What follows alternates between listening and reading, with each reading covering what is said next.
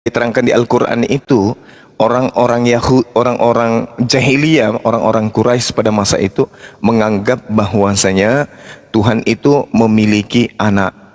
Nah, diterangkan dalam Al-Quran, laqad ra'a min ayati rabbihil kubra.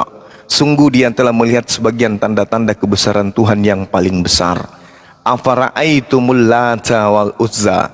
Maka apakah patut kamu wahai orang-orang kafir menganggap berhala Al-Lata dan Al-Uzza wa Manat tsalitsatul ukhra, dan Manat yang ketiga yang kemudian sebagai anak perempuan Tuhan. Alakumuz zakaru walahul unsa. Apakah pantas untuk kamu yang laki-laki dan untuknya yang perempuan? Tilka idzan qismatun diza.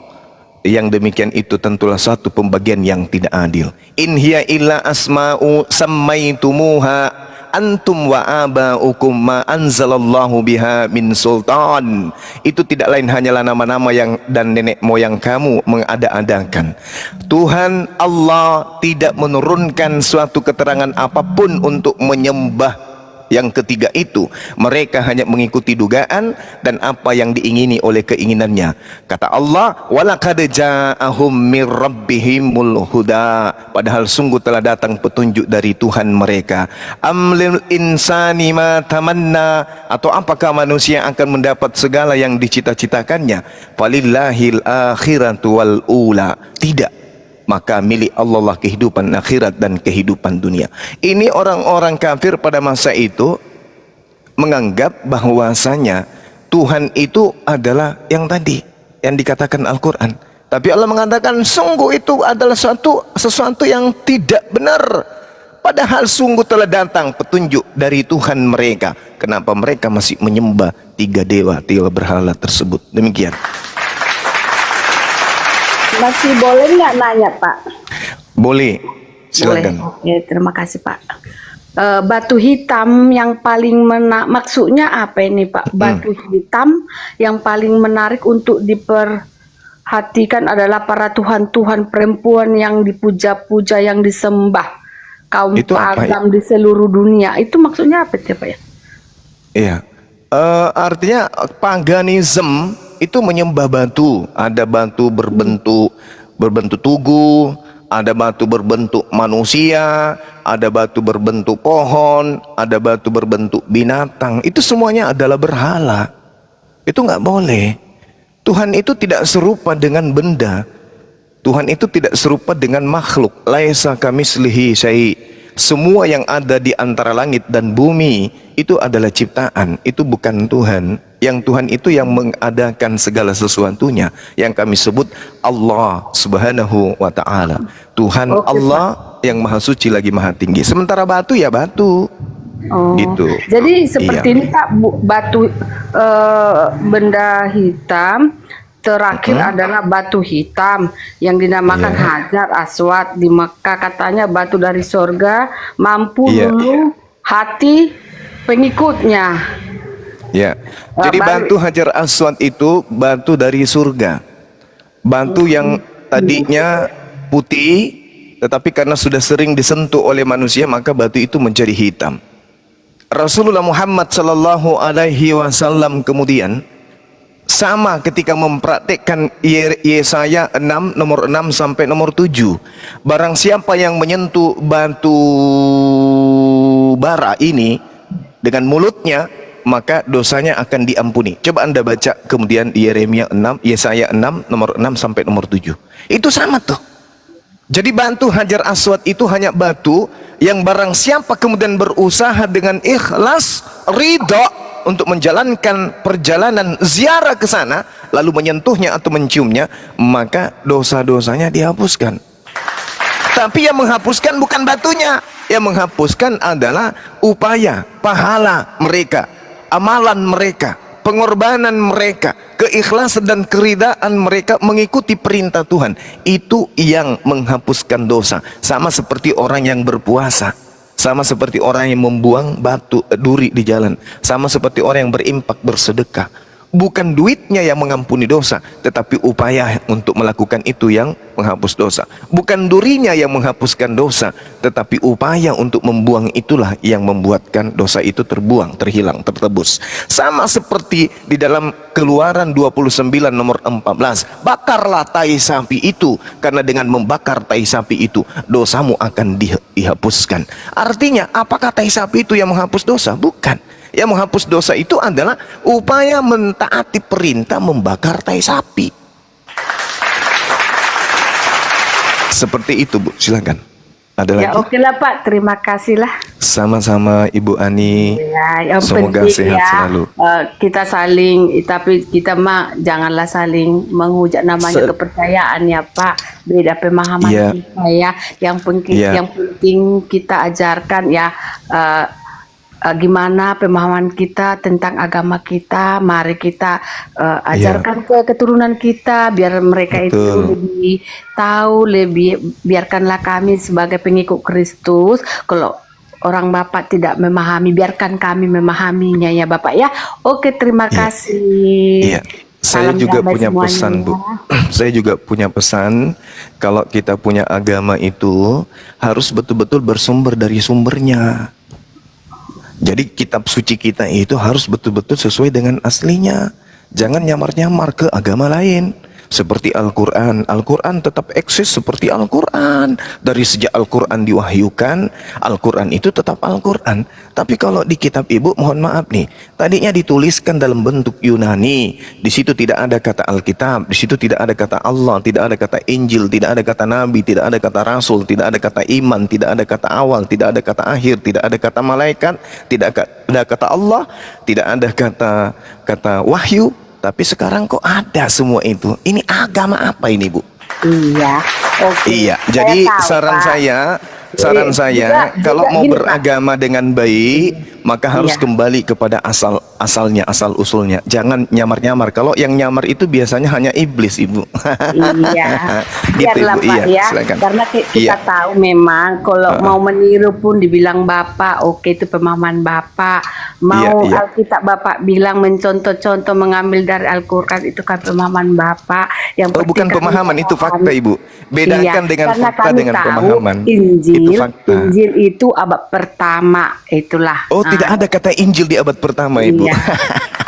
Iya, itu kan Jangan kata salah. Bapak. Karena Iya. Injil Ya itu udahlah. hanya diambil dari Pokoknya karena Al-Quran, kita Ibu. tahu Injil itu abad pertama. Oh, Jadi enggak ada, kalau itu mau pembohong itu penipuan, itu aslinya ajaran setan. abad Ajaran setan pertama. aja yang mengajarkan kata Injil itu ada di abad pertama, itu ajaran setan, Bu. Udahlah. Ah, Oke lah iya. Pak ya, selamatlah Iya. Oh, Jadi lain kali kalau mau jadi pencuri, jadilah pencuri yang baik ya, Bu, yang sampai ketuannya, yang pemiliknya tidak bisa tahu. Kalau oke, masih itulah ketahuan itu. kayak begini kan Saya malu, tidak Bu. bisa Iya. menghambat Bapak mau bilang pencuri karena aku tahu Injil abad pertama. Oke Pak, terima Oh kasih. iya, silakan Anda berhayal sampai ke neraka, Bu. Silakan Bu Ani, pintu ada di sebelah kiri. Silakan berhayal sampai ke neraka bahwa Injil ada di ayat di abad pertama. Silakan ya. Karena kata Injil itu hanya muncul di Al-Quran, di Bible itu tak ada kata Injil. Diam. Assalamualaikum Emang udah pergi warahmatullahi disuruh diam. wabarakatuh. Waalaikumsalam warahmatullahi wabarakatuh. Adinda Daman ini. Iya benar. Iya. Anak yang hilang ini. Assalamualaikum warahmatullahi wabarakatuh. Bang Daman ini anak yang hilang. Saya banyak belajar dari uraian beliau. Iya. Alhamdulillah. Oke. Masih muda, ilmunya luar biasa. Selamat Subhanallah. siang. Ilmu logikanya Shalom. itu tiada Elohim tanding. semuanya. Shalom. Angkat tangan saya, Bang. Oke. Saya pelajari uraian beliau. Hebat. Lanjutkan, Dinda. Masya Allah. Umat ini butuh anak-anak muda seperti antum ini, Masya Allah. Selamat siang Luar semuanya. biasa. Shalom. Bentar dulu ya si Nova, aku sapa dulu ini si Johan agama apa? Johan, selamat siang, agama apa? Kristen ya? Iya. Oke, lanjut.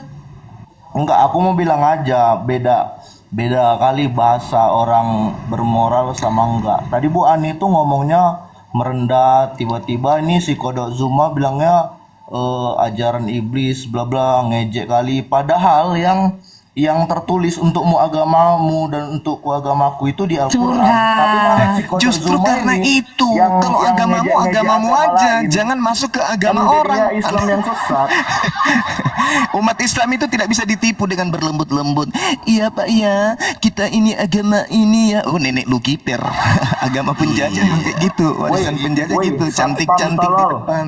Enak kali. Woi satpam, dengar ya. Dengar ya satpam. Balua turun kau. Turun kau monyet. Dut. Tidak Jadi tahu turunin, Bang. hanya dibunuh satpam. Udah ya. diturunin. Jadi ibu itu justru diwaraskan supaya kasihan dia, jangan masuk jebakan ajaran setan. Kan saya bicara sopannya, aku bicara. Iya kan? Kan dia mengatakan baik-baiknya ya Bu, ya Pak katanya. Dia bertanya, pertanyaannya saja muatannya apa itu kira-kira muatannya, pertanyaannya. Bantulah dibahas, Azza, Uzza, Allah Ta'ala dibahas. Itu muatannya apa kira-kira? Ini metode Islam itu gitu. Pakai lipstik, pakai gincu, pakai bedak, tapi begitu cuci muka ternyata berkumis.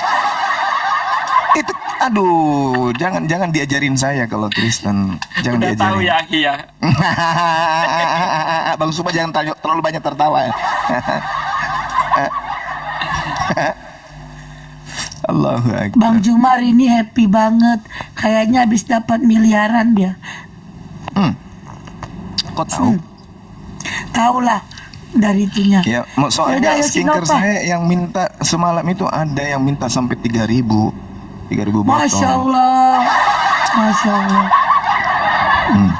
Itu berarti aku set skincare itu yakin aku Bang itu giginya kuning itu biar putih kan pakai Oh, iya, skincare. betul. Katanya untuk ini, untuk dimakan untuk anak-anak didikannya Nah, mereka. Ya aduh. udahlah, silakan. Ya, selamat siang semuanya. Aku udah lama nggak ngobrol ini. Tapi aku mau nonton Oh iya, aja dari silakan topik Bang yang Yosi. naikin. Gini, Ya, di sini silakan kan saya Dinda lihat Daman, ada saya rehat sebentar, ibadah dulu sebentar.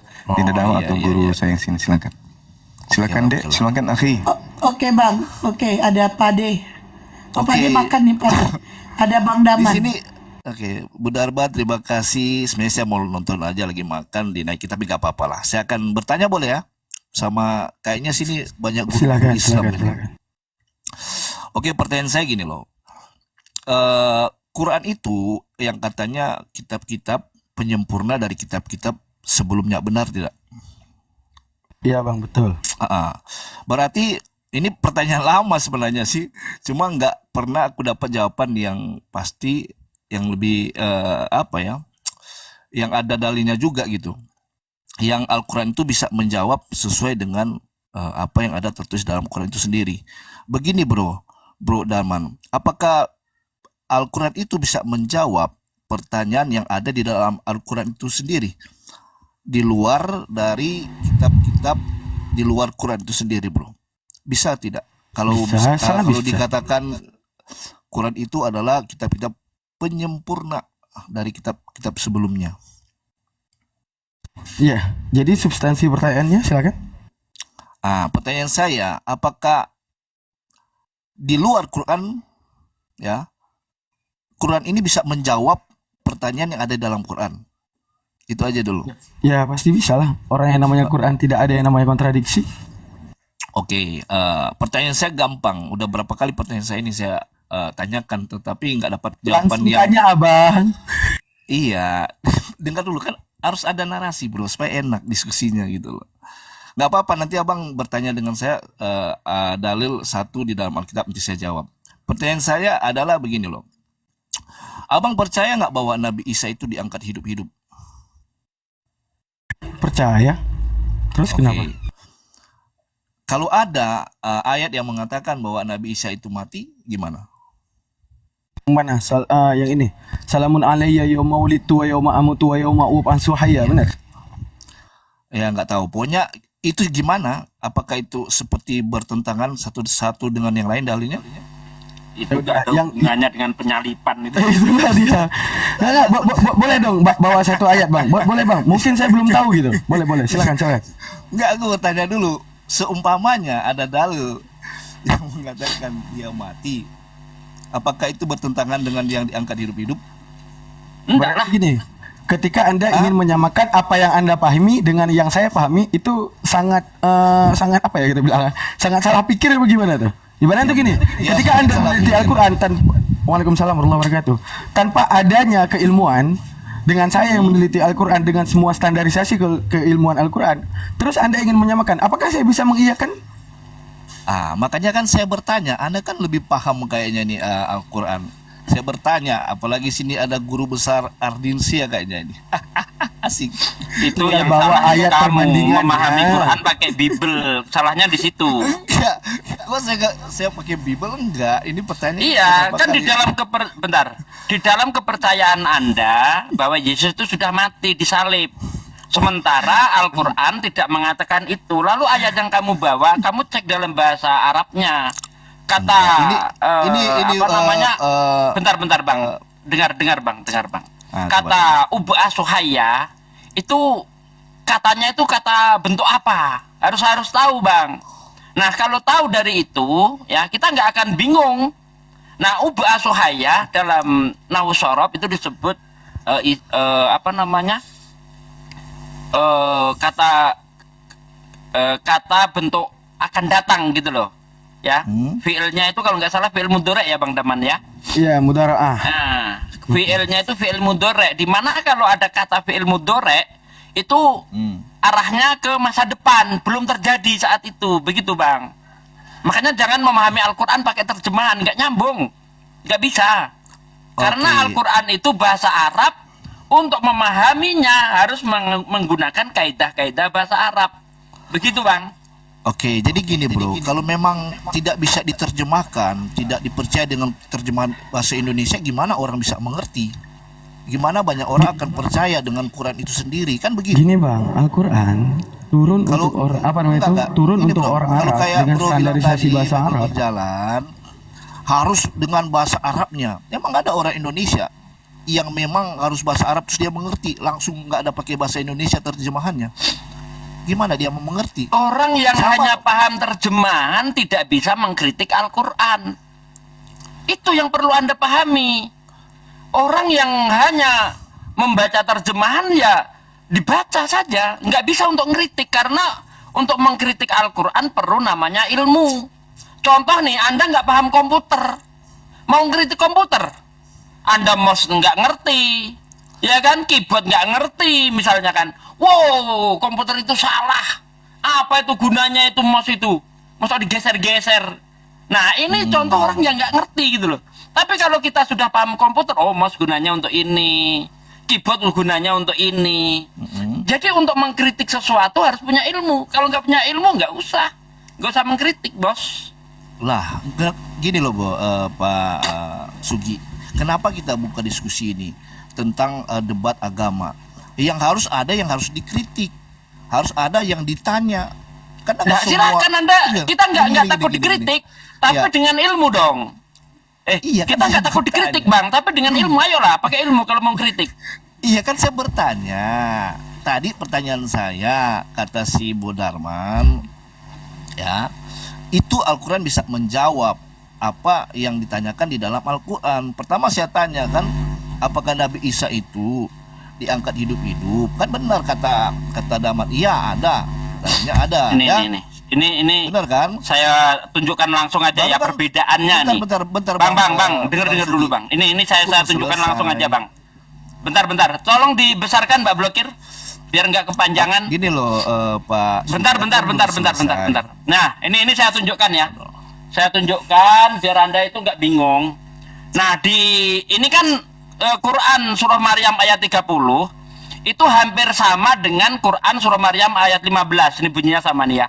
Wassalamun alayya wa yauma wulidtu wa yauma wulidda wa yauma yamutu wa yauma yub'atsu hayya. Nih, perhatikan kata yamutu.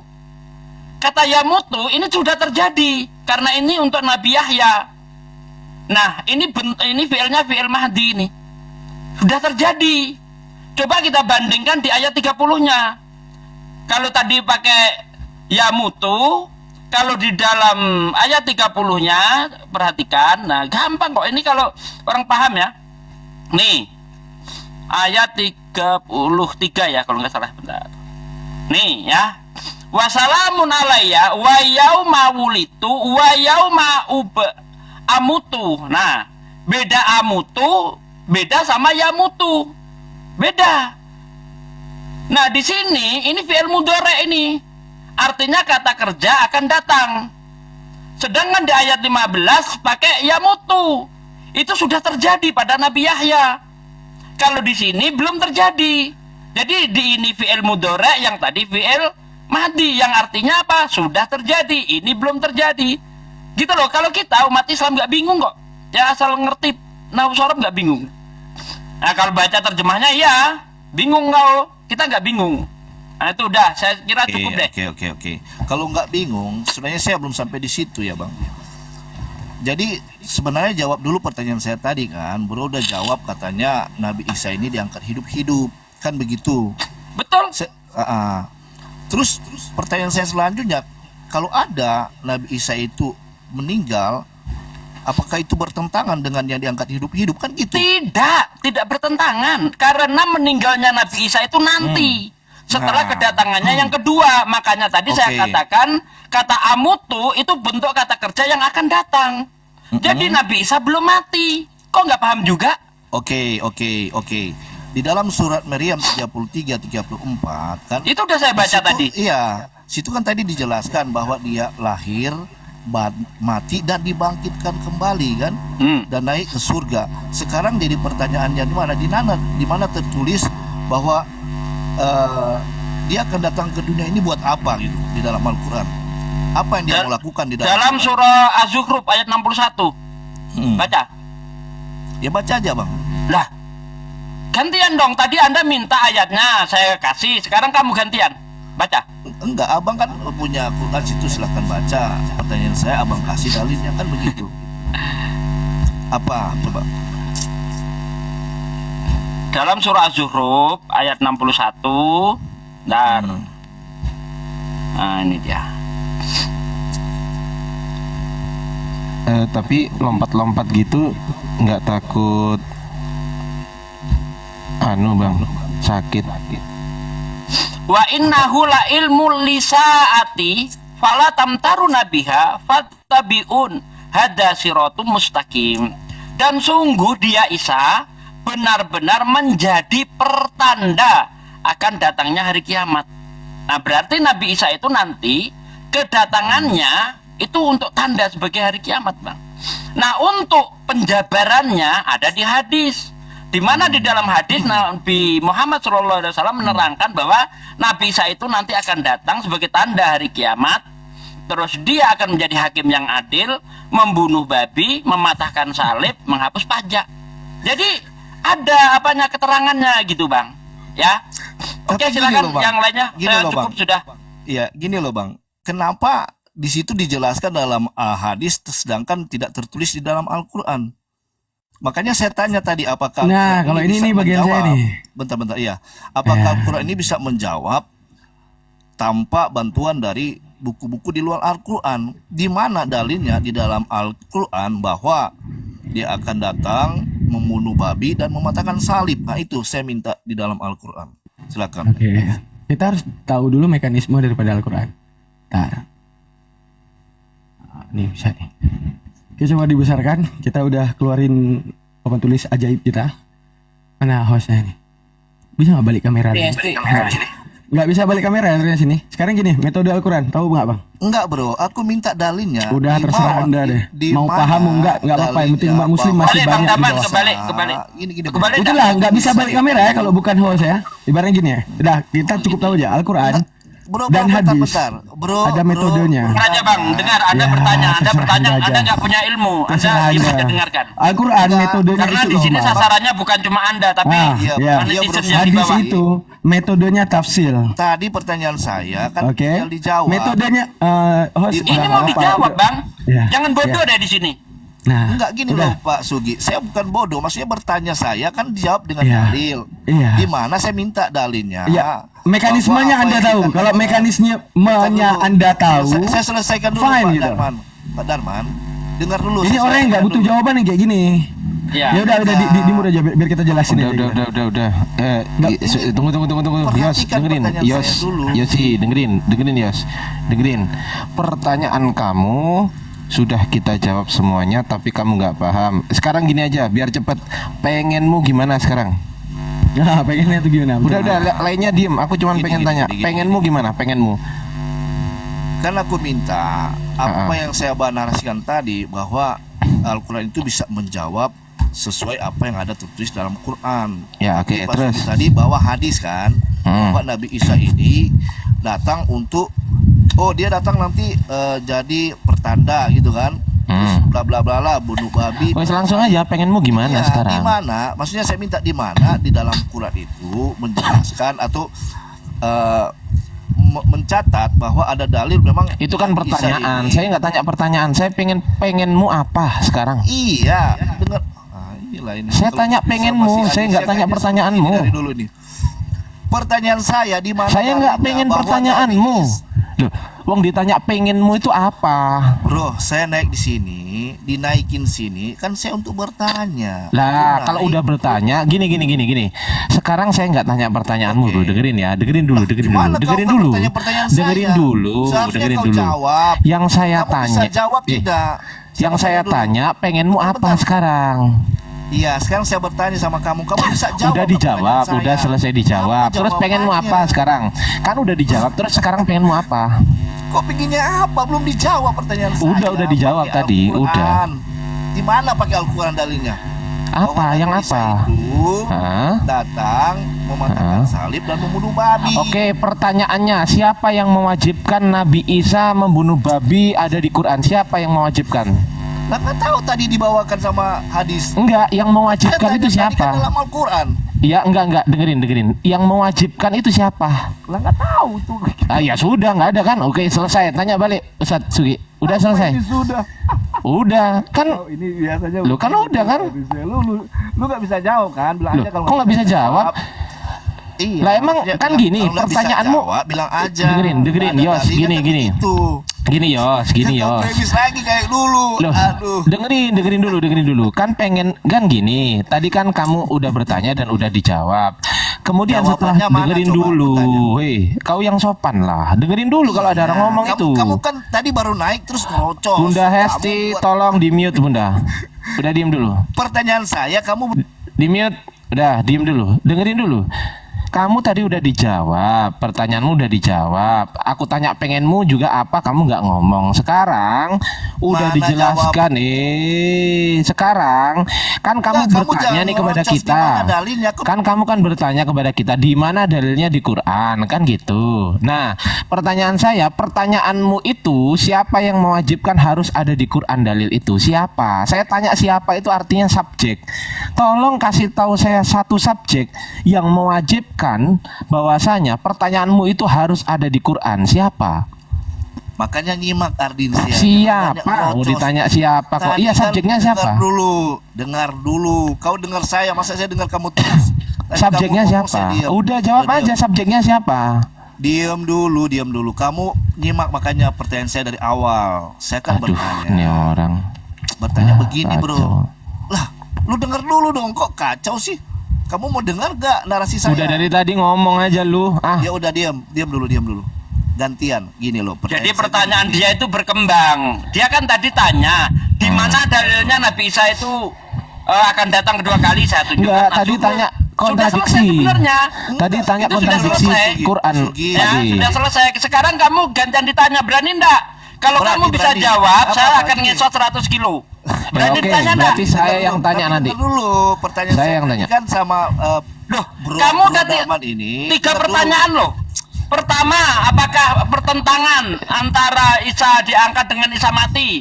Kita jawab selesai. Oke. Ya kan? Anda tanya lagi.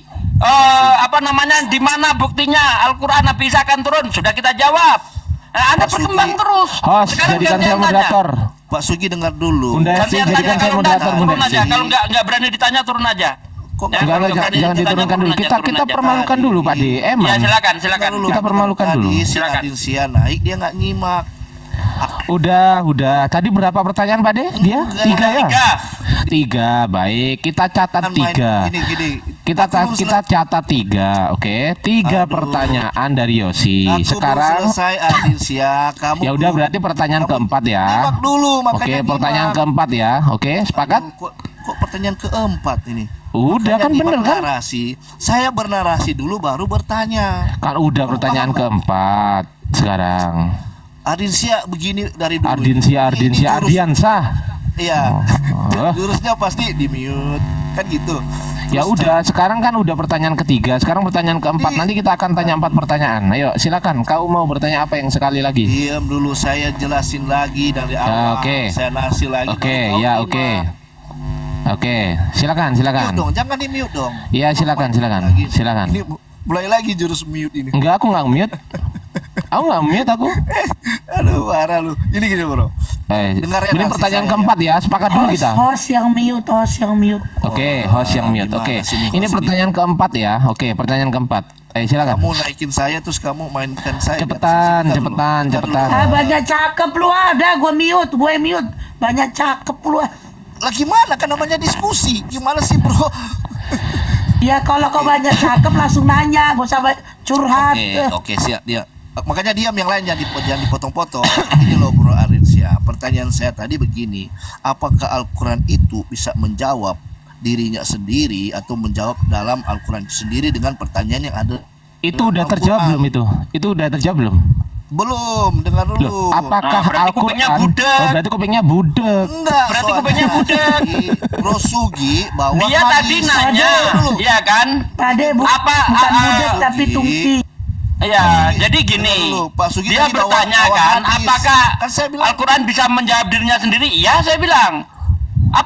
Ketika dia bertanya tentang kontradiksi, apakah Isa mati atau tidak, dijawab oleh Quran. Ya kan? Quran menjawab langsung di dalam surah Maryam ayat 33. Saya korelasikan dengan Maryam ayat 15. Di ayat 15 di situ ada kata yub'asu, yamutu. Artinya itu kata kerja bentuk lampau atau dalam bahasa Arab fi'il mahdi. Nah, di ayat 33-nya itu pakai amutu yang artinya fi'il mudhari, kata kerja akan datang. Jadi nggak ada kontradiksi. Nabi Isa tidak mati, nanti dia mati pada waktu turun kedua kalinya. Nah, lalu Anda bertanya, di mana dalam Al-Qur'an Nabi Isa akan datang?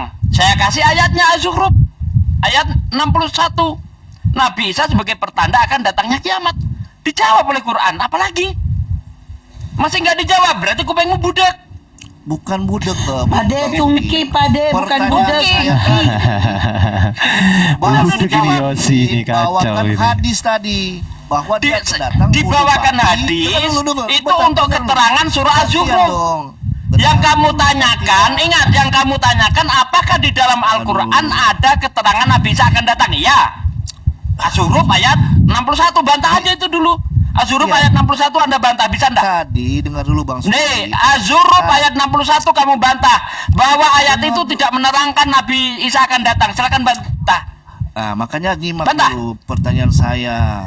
Tadi kan saya Kau nggak ada ilmu, banyak bacot loh. Nggak ada ilmu, Yosi. udah lah Mbak, baca Nggak ada doang, ilmu. turunin lah. Sekarang- Nggak ada sekarang- ilmu, nggak ada guna. Nggak pakai hadis. Makanya saya setuju Kamu dengan pakai apa yang hadis. dikatakan Yesus, Bang Ardiansah.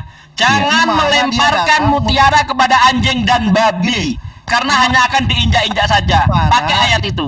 Jangan Gimana melemparkan datang mutiara kepada anjing mengatakan dan salib. babi. Al-Quran itu adalah mutiara, Al-Quran itu adalah barang kudus. Lalu kita lemparkan kepada Yoshinoya yang adalah anjing dan babi. Nggak masuk, Pade Sugi. nggak masuk, nggak bisa, Pade, nggak bisa. Pade, Nggak bisa. Pade Sugi, Pade tahu nggak aku punya pembantu di Apa sini? tuh? Aku punya pembantu loh di sini, tahu nggak? Aku punya pembantu di sini yang notabene dia nurut kalau kita suruh-suruh. Coba Yosi, Nah. Yosi, nah kan? Baru juga mau Memang. aku suruh anu. Ya, benar yang dikatakan Yesus itu. Jangan melemparkan mutiara kepada anjing dan babi. Apapun yang kau kasihkan akan diinjek-injek. Nah, itu di Matius 7 ayat 6 itu kan. Jangan melemparkan barangmu yang kudus kepada babi. Jangan melemparkan mutiaramu kepada anjing. karena hanya akan diinjak-injak saja dan berbalik mengoyakmu. Nah, betul enggak tadi yang dia lakukan tuh? Betul, Sudah betul. dijawab. Apakah Al-Quran terjadi pertentangan antara Yesus tidak mati dan Yesus mati? Oh, tidak, saya bilang. Ayatnya jelas. Ya, kalau karena memang di dia dalam sengaja nggak Iya. butuh jawaban, Pak De. nggak butuh jawaban loh, namanya juga anjing babi, mana butuh jawaban. Lanjut Pak De, lanjut Pak De. Iya, nggak butuh jawaban anjing babi.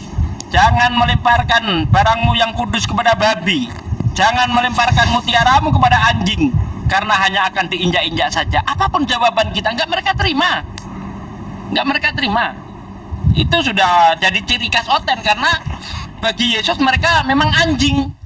Di mana itu? Di dalam Matius 15 ayat 26. Tidak layak roti bagi anak-anak dilemparkan kepada anjing. Dalam bahasa Yunaninya kunarion. Jangan melemparkan roti kepada anjing. Nah, itu dia. Mampus deh lu.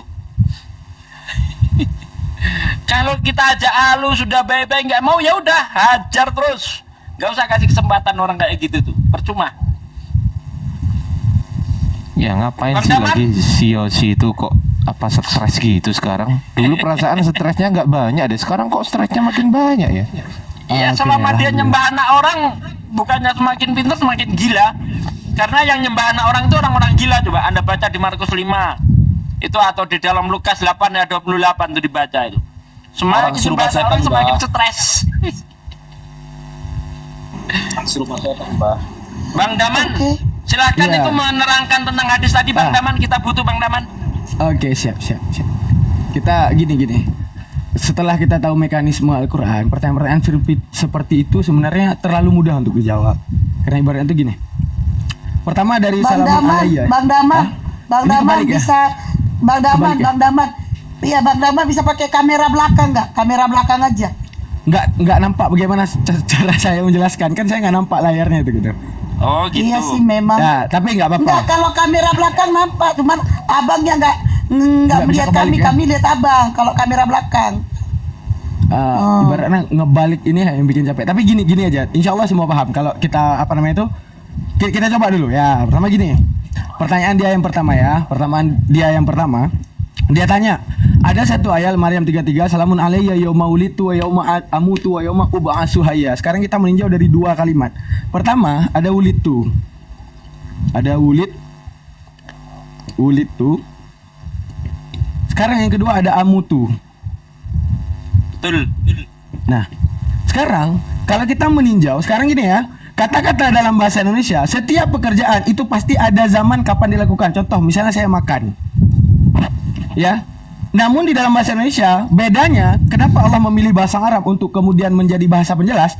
Karena bahasa-bahasa yang lain tidak bisa mencakupi seperti bahasa Arab. Mana contoh? Kata-kata makan dalam bahasa Indonesia itu tidak akan ada peninjauan secara kapan waktunya. Tapi kalau bahasa Arab ada, contoh. Pekerjaan makan ini bisa jadi sudah makan, bisa jadi mau makan, bisa jadi bisa jadi lagi makan. Kalau dalam bahasa Arab mengenal dengan kata-kata madhi, mudhari, dan hal. Arti hal adalah waktu-waktu itu. Sekarang gini, ulid itu adalah kata-kata diambil daripada kata walada, waladu, waladat, waladata, waladna, walata, walatuma, walatum, ulid itu ini mengandung kata ana. Untuk menunjukkan bahwa kata ini sudah lampau. Artinya, Betul. ketika kamu ngomong kepada orang, aku tadi kan udah makan. Itu menunjukkan apa? Apakah ini yang bakal terjadi? Bukan, ini telah terjadi. Berarti satu konfirmasi daripada Nabi Isa, ya Allah, aku telah dilahirkan. Maka berikan salamun untuk wulitu, untuk kelahiranku. Selanjutnya, amutu, karena Nabi Isa tahu dia belum mati. Jadi ini mengandung daripada kata-kata dari kata yamutu, yamutani, yamutuna, tamutu, tamutani, yamutna, amutu. Mengandung kata ana yang faedahnya itu mudaraah. Arti mudaraah yang akan datang, di mana Nabi Isa sebagai nggak pernah mengingkari dirinya sebagai manusia yang kemudian nanti dia akan mati. Ingat, akan mati dengan maksud telah mati itu beda. Makanya kata-kata kayak kita meninjau Al-Quran ini tidak turun di Ciamis, tapi turun di Arab. Otomatis segala kaidah di dalam bahasa Arab mengikuti kaidah bahasa Arab. Makanya saat kita cross check di kata-kata salamun alayya, kok ini wulitu dengan fi'il madi, kok ini amutu dengan fi'il mudhari. Justru itu menjadi penjelas bahwa Nabi Isa memang benar pernah dilahirkan.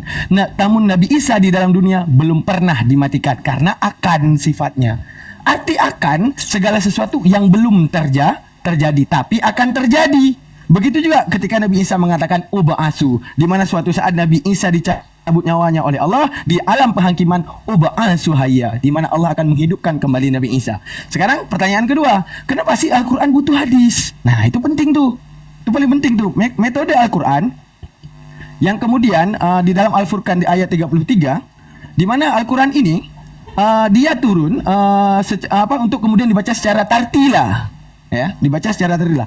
Dia metodenya itu tafsil. Metode daripada hadis adalah ijmal. Apa perbedaan? Metode tafsir, metode ijmal untuk Al-Quran ini ijmal, Al-Quran ijmal. Metode ijmal ini adalah metode pokok namanya. Substansi doang. Metode ijmal, metode rinci. Nah, maksudnya sekarang gini, pemahaman secara bahasa Indonesia. Ketika Bunda Hesti ngomong, untuk membuat kari Anda butuh bawang putih, daun sop, bumbu untuk buat kari, cabai sama garam. Ini metode pokok namanya ijmal. Ini namanya ijmal. Artinya apakah? Apakah pembicaraan Bunda Hesti terhadap kari ini tidak sempurna? Tetap sempurna. Namun metode yang disampaikan oleh Bunda Hesti secara pokok, bukan secara rinci. Kalau secara rinci, nanti kamu beli bawang putih, cari yang daunnya kayak gini, daun sop yang muda. Cari cabai, beli aja 2 kilo. 2 kilo cari yang dia batangnya itu agak muda. Itu namanya metode rinci. Maka saat kita meninjau daripada mekanisme Al-Quran, ada Allah sebagai sang sumber utama daripada kalamullah. Yang selanjutnya ada Nabi yang kemudian diberi mandat oleh Allah untuk menjelaskan maksud Allah. Maka metode Allah tadi metode pokok agar kemudian umatnya bisa membaca, bisa menghafal, bisa apapun. Kalau seandainya metode Al-Quran rinci, 3 perpustakaan isinya Al-Quran semua, maka nggak ada penghafal, nggak ada penjaga, nggak ada orang yang mau mempelajari Al-Quran. Karena apa? Terlalu panjang, tidak mukhtasar namanya. Akan tetapi karena Allah pengen ayat Allah itu masuk ke dalam hati-hati manusia, maka Allah menurunkan dalam metode pokok. Nah, tugas si mandat ataupun orang yang menyampaikan maksud Allah menjelaskan secara rinci. Kalau di dalam bahasa kita itu manusia, ada yang namanya tesis daripada Bang Ardi. Yang di Bang Ardi misalnya, saya meneliti punyanya Bang Ardi. Maka untuk saya ini ijmal, tesisnya Bang Ardi. Yang kemudian saya presentasikan secara mujmal ataupun secara tafsili. Yang kemudian saya menjelaskan apa maksud daripada Bang Ardi. Paham maksudnya? Itu metode ijmal daripada Al-Quran. Jadi butuh hadis, kenapa? Karena kalau Al-Quran dibahas secara rinci, maka umat Islam untuk bawa Al-Quran wajib punya 3 tronton. 3 tronton isinya Al-Quran semua, kemana-mana. Bawalah Al-Quranmu ke masjid, dia bawa tronton 3 biji. Karena apa? Isinya Al-Quran yang rinci.